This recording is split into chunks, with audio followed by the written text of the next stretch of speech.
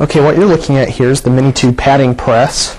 It is used for padding paper for notes and other applications. It is commonly found in schools and art and printing departments, and it's designed to be used with 8.5 by 11 size paper and can handle up to a 12.5-inch stack of paper. As you can see here, it's pretty easy to use, very simple setup. If you look here on the bottom, when you pull it out of the box, it just has this board right here with 4 pads that sit on the countertop, and there are 4 screws right here that you will use to bolt this apparatus up here, the clamping mechanism, to the baseboard right here. It's just a matter of installing the 4 screws. The 4 screws up here are already pre-installed, and you're pretty much ready to go.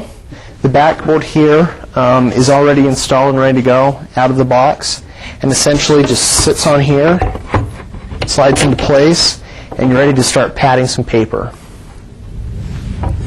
Now, like I said, this can be a very large stack of paper. What many people will do is they will take their leftover paper that they would just normally throw into the garbage can, and get a large stack of it and pad it together using glue.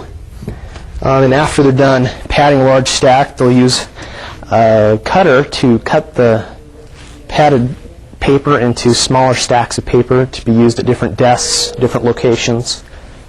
Again, schools use them for note-taking. Now, when you first get your stack of paper that you're going to pad, oftentimes it'll be disorganized. Now, you can try to jog that yourself by tapping it on a countertop. But I highly recommend, if it is highly unorganized and you are doing a lot of paper at a time, to use a paper jogger. This right here is the Jog Fast paper jogger. Essentially, you just set the paper in there, hit go, and it shakes the paper. It shakes the paper until it's basically squared up and ready to go. So we can take that paper that is now squared up and set it into the machine. Now, before I pad this paper, what I'm going to do is I'm going to take this backboard and set this on the machine. And what this does is it just makes sure that the paper is flush against the back of that, so that when you're applying the glue, that it's being applied to a smooth, even surface. Now, before we do that, I'll show you the clamping mechanism. Essentially, it's a very simple clamping mechanism. And this is the mini padding press, but most padding presses work very similarly. This is one of the smaller units, but there are some large units that can do huge volumes of paper. This particular unit does not have a swivel. You just turn it around manually. If you're using it on a table that's open on all 4 sides, you just walk around to the other side to apply the glue. Some of the bigger units do have a swivel table with bearings that you just swivel it around and then glue the back of it. But again, this particular unit does not have that feature. Now, you notice a metal bracket here and here, and basically you just push them down and they will slide up and down on this rail. And it just depends on the size of paper that you're doing. Now I'm going to insert about an inch and a quarter stack of paper here. Now I'll put the back plate on here. Essentially what I'm going to do is take the paper that's already been squared up in the jogging machine and set it down right here on the table. And you want to make sure that everything looks very squared up so that it looks nice after you're done. So now that we have a paper on the table here, what we're going to do is there's a clamping block here that you'll set on top of the paper. And this just ensures that equal pressure is applied to the paper from the clamps. And you'll push down on the clamps here and slide them down pretty much until it touches the board. And then you just turn the clamps clockwise until it feels like it's fairly secure, not going anywhere. And now we can take that back off. Now if I turn that around, you'll notice that the paper is now squared up and ready to have glue applied. Now there are different kinds of glue that come in different sizes. The glue I'm going to be using comes in a 1-quart bottle. There are also 1-gallon bottles available. I'm going to be using red glue, but there's also white glue available. Now the glue has the consistency of just your standard Elmer's glue, and I'm going to be using a 1-inch brush to apply the glue. There are larger brushes available. There are 2-inch brushes available if needed.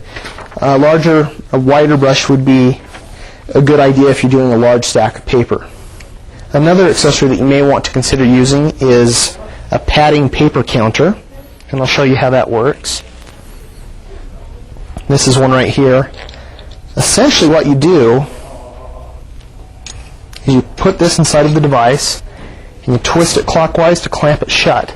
And what you do is you just adjust that to the desired thickness of the pad that you're wanting to do. And once you tighten it down, you can go into the large stack, slide it in there, and get the thickness that you want every time. Especially if you're doing a large stack of paper, you can stick the paper counter in there, get the correct size that you want, and either pad it, or if the paper's already been padded, you can cut it down to the size that you want. Now the paper counter that I'm showing you here is the 2-inch adjustable pad counter. There's also a 5-inch adjustable pad counter available if you want to pad thicker documents. Now I'll open the lid up here. And you will want to make sure that you're careful when applying the glue because it is liquid and you don't want to get it on your clothing. So once you have it on the brush, apply it to the back of your pad. If you need more, just apply more to the brush, making sure that it doesn't drip.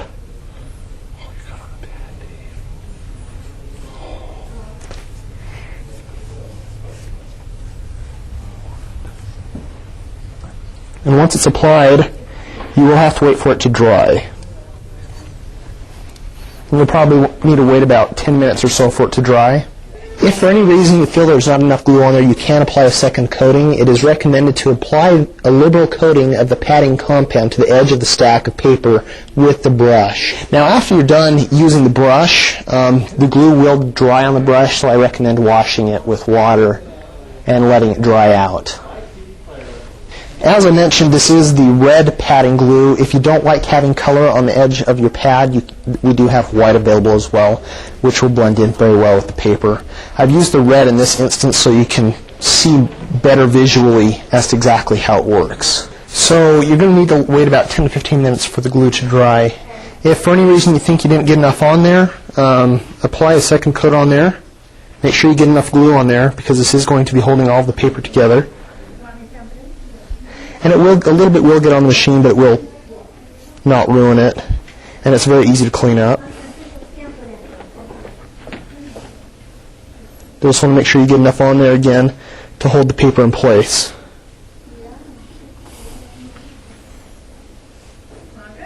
And if you're doing a larger stack of paper, a larger brush is a definite must.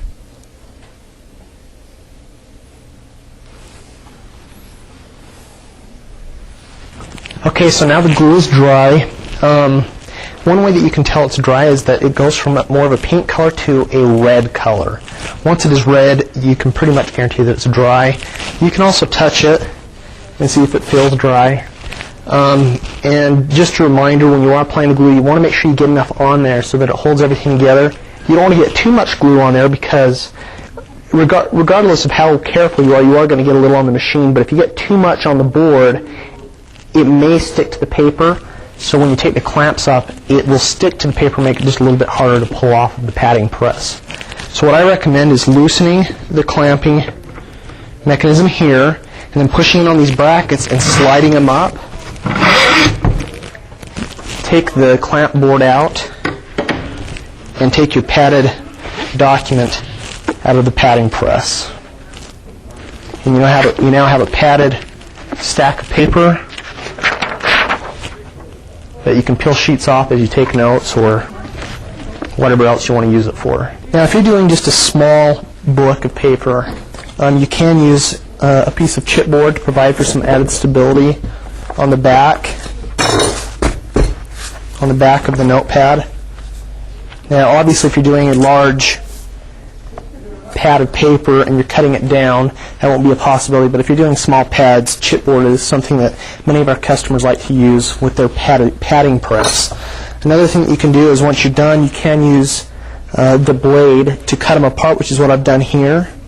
I've cut it down into 2 different stacks. And essentially all you really need to do is just kind of lift it up a little bit is what I recommend. Stick the knife in there so that it's just along the back. And you just cut along. And it separates the pages and cuts that glue apart. So you can split a larger padded document into smaller pads.